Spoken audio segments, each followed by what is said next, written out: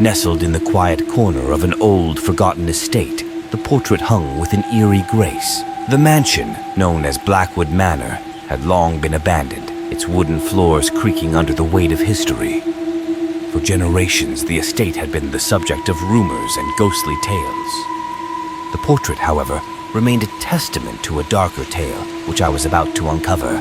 It was a sultry summer evening when I first laid eyes on the painting. My great-uncle, a reclusive man who had spent his life collecting rare and enigmatic artifacts, had passed away. His estate was left to me in his will. I had never met him and had little knowledge of the family history, but the promise of an ancestral mansion intrigued me. When I arrived, the house was in shambles, dust and cobwebs strewn across the ornate halls. The portrait in the main sitting room, however, remained untouched. The subject of the portrait was a striking woman, her auburn hair cascading like a waterfall, her eyes an intense shade of green that seemed to pierce through the canvas itself. Her attire was outdated, a dress that belonged to another century. Her name, according to a plaque beneath, was Eleanor Blackwood. The portrait exuded an eerie beauty, and it was impossible to resist its magnetic pull. As I settled into the mansion, the portrait seemed to watch over my every move. It wasn't long before I started hearing whispers in the night, soft and haunting, like the rustling of leaves in the wind. I traced the source of these whispers to the portrait. It was as though Eleanor's lips were moving, whispering secrets of a bygone era. Her eyes bore into mine, holding me captive. My obsession grew. I found myself returning to the portrait, unable to look away. I felt compelled to speak to it, to unravel its secrets. One moonlit night, in a fit of desperation, I reached out and touched the canvas. A shock of icy cold coursed through my hand, and the room seemed to twist, the walls melting away like wax. Suddenly, I was transported to a time long past, to a grand ballroom brimming with life. I watched as Eleanor waltzed gracefully with a man in military attire. The entire room alive with laughter and music. It was a night of grandeur, but beneath the surface, there was an unspoken sadness, a lingering melancholy. The room seemed to shift back to its dilapidated state, and I was returned to the present. It was then that I realized the portrait held a part of Eleanor's soul, forever trapped in its frame. Desperate to release her from her spectral prison, I sought out old records of the estate. Eleanor's story unfolded before me. She had been a young woman in love with the military man she danced with that fateful night, Captain Alexander Wainwright. Their love was forbidden, and their families had conspired to keep them apart. The tragic climax of their story, a duel that left Alexander dead and Eleanor heartbroken, had marked the estate with a curse. I embarked on a quest to find a way to set Eleanor free.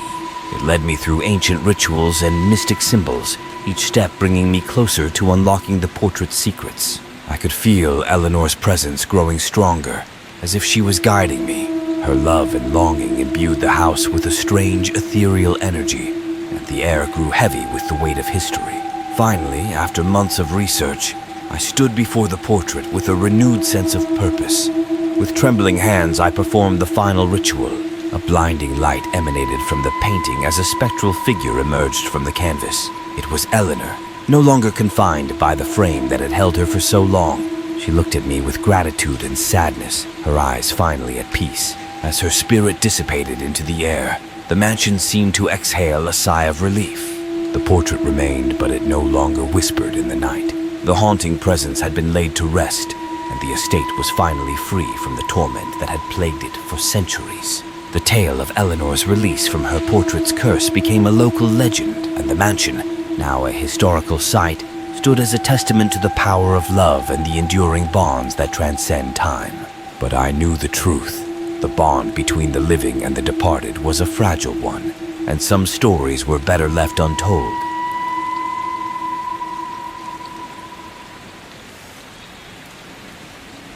The old secluded cabin in the woods had always been my secret retreat from the chaos of city life. Nestled deep within a dense forest, it was miles away from civilization, making it the perfect place to escape the daily grind. I had visited this cabin countless times, and each visit had been peaceful and uneventful until one ominous weekend.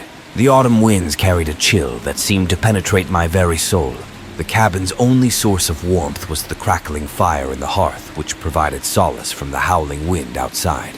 As I lay in the cabin's creaking bed, I heard a faint whispering that I initially dismissed as the rustling of leaves against the window panes. But as the night wore on, the whispers grew louder, more persistent. An eerie sense of unease settled in, and I decided to investigate. I slipped out of bed, shivering both from the cold and fear. The whispering was unmistakable now, almost like a chorus of hushed voices conspiring in the darkness. I approached the window with trepidation and peered through the frosted glass. To my shock, I saw a group of figures standing around the cabin, their backs turned toward me. They were cloaked in shadow, their faces hidden from view. My heart pounded like a drum as I strained to make out their hushed words. They were chanting something in a language I couldn't comprehend, something guttural and ancient. Torn between curiosity and terror, I slowly unlocked the door and stepped outside. The forest was bathed in eerie moonlight, casting long, sinister shadows. As I approached the figures, their whispering ceased abruptly.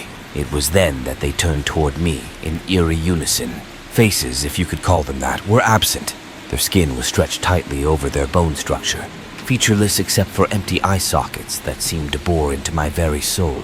My legs quivered, and I tried to retreat, but an unseen force held me in place. These pale, eyeless beings began to drift toward me, moving with a fluidity that defied the laws of nature. Panic surged within me, and I cried out for mercy. But the haunting figures were relentless. Their cold, eyeless gazes locked onto me. In a final, desperate act, I lunged backward and managed to break free from their invisible grasp. I sprinted back into the cabin, locking the door behind me. The cabin's solitude, which had once been a sanctuary, now felt like a prison. The whispering outside grew louder, more menacing. The walls seemed to vibrate with an eerie energy, and the very air turned frigid. I huddled in the corner, clutching the crucifix I had found among the cabin's belongings, and prayed for salvation. Hours felt like an eternity as the unseen entities continued their sinister vigil. When dawn finally broke, the cabin's surroundings were empty and serene. The night's terrors had vanished as if they had never existed, leaving me to wonder whether I had faced a nightmare or some unexplainable malevolence lurking in the depths of the woods. Though I left that cabin, I never found answers. The memory of those eyeless, pale figures haunts me, and I've never dared to venture back into the woods. The cabin that had once been my refuge is now a place of dread, lost to a sinister secret that still lurks in the dark recesses of the forest. The experience in that cabin haunted me for months. I couldn't shake the feeling that something otherworldly had transpired that night.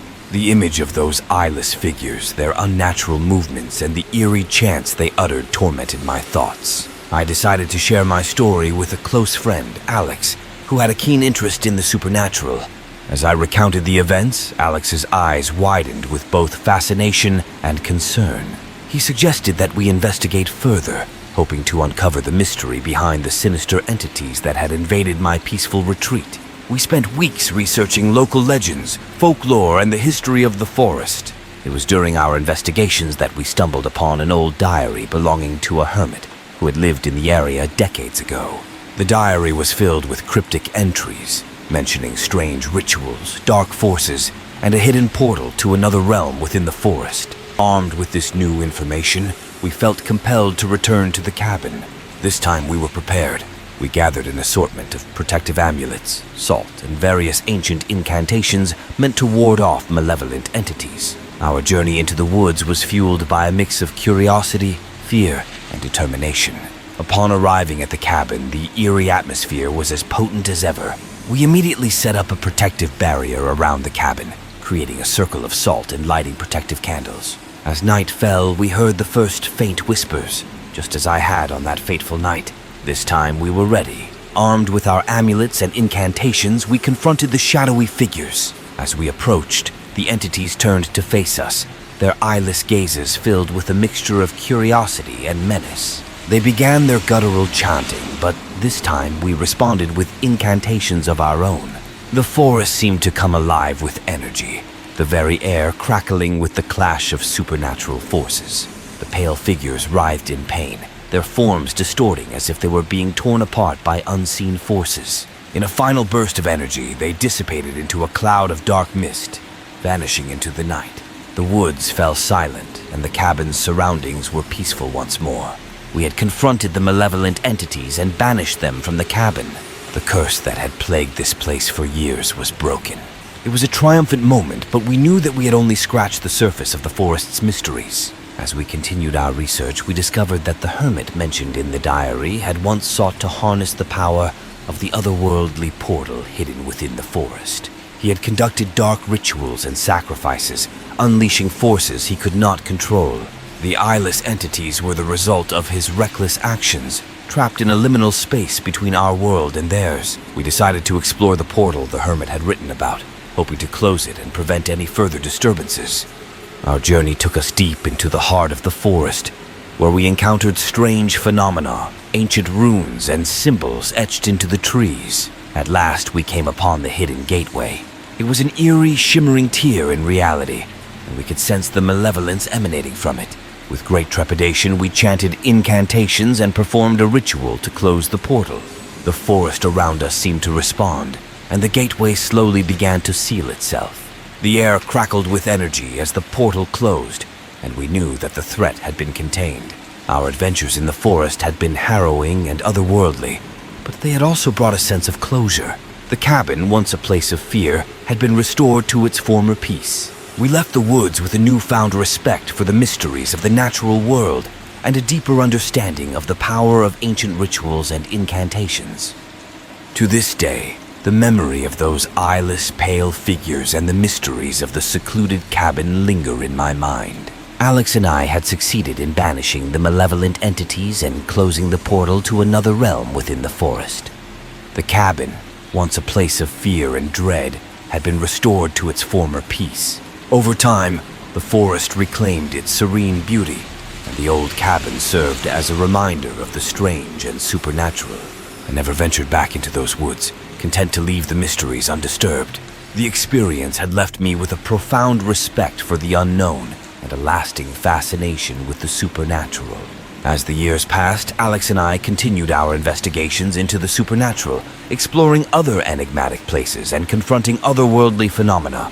The knowledge we had gained from our encounter in the cabin was invaluable, and we used it to help others who faced similar hauntings and paranormal experiences. The secluded cabin in the woods became a legend in the local community, a place where the boundary between our world and the otherworldly had been breached and then sealed.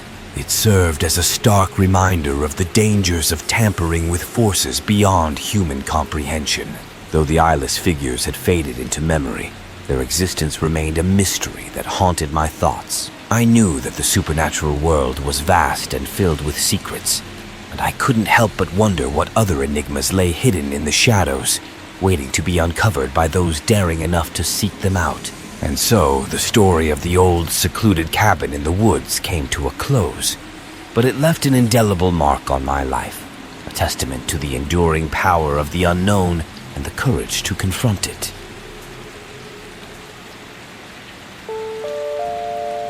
In the heart of a picturesque countryside, where rolling hills met the sky and the songs of birds serenaded the air, there was a secluded cottage hidden away from the world. In this cottage, surrounded by a garden that bloomed with a riot of colors, lived an elderly woman named Eleanor. She was known far and wide for her mysterious music box, a treasured heirloom that had been passed down through generations. Eleanor's music box was an ornate, handcrafted piece of art, encrusted with jewels and intricately designed. It was said to have been created by a famous musician, but it held more than just the beauty of its craftsmanship. When the music box was wound, its melodic tunes were said to transport the listener to a different world, a world of enchantment and dreams. Eleanor had kept the music box in her family for as long as anyone could remember, and she held the secret to its enchantment. She would play it on special occasions, inviting guests to experience the captivating melodies that took them on a magical journey.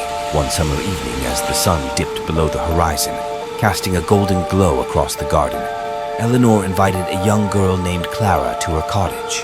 Clara had heard tales of the legendary music box, but had never seen it in action.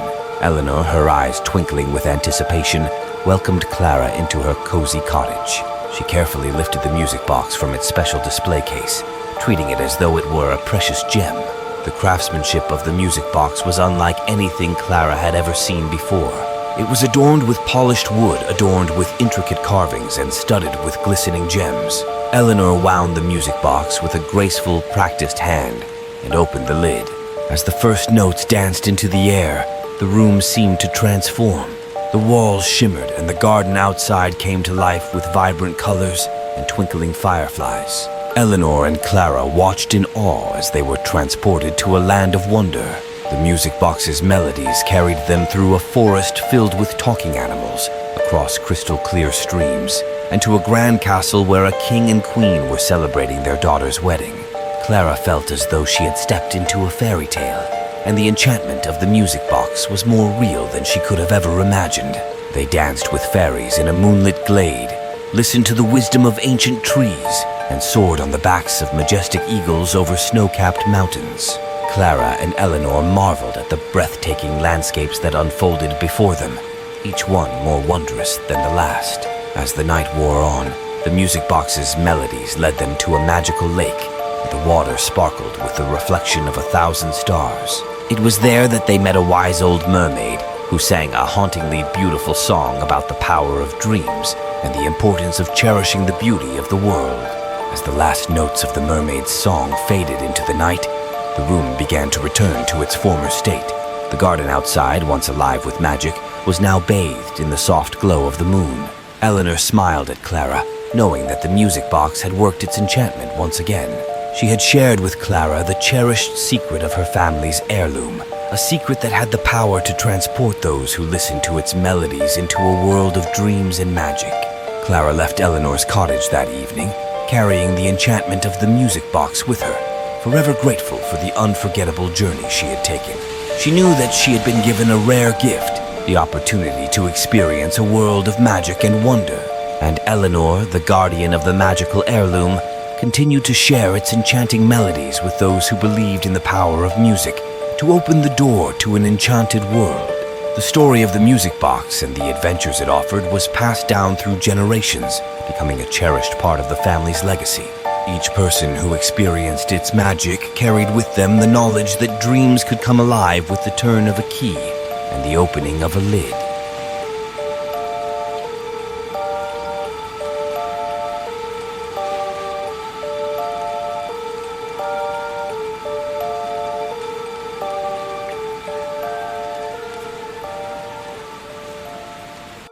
We hope you enjoyed those spine-tingling tales as much as we did. If you're still feeling a little spooked, don't worry, you're not alone. But before we say goodbye, we have a few things to ask of you. Don't forget to hit that thumbs up button if you found these stories as chilling as we did. It really helps our channel. Subscribe and turn on notifications if you haven't already. There are plenty more eerie adventures waiting for you right here, so you don't want to miss out. Share this video with your friends and fellow thrill seekers. After all, spooky stories are best enjoyed with company, right? That's a wrap for today, but stay tuned for more bone-chilling content in the future. Until next time, remember to keep your flashlight handy, your wits about you, and always be ready for the unexpected. Thanks for joining us on this haunting journey. Take care and may your nights be eerily entertaining. See you in the next video.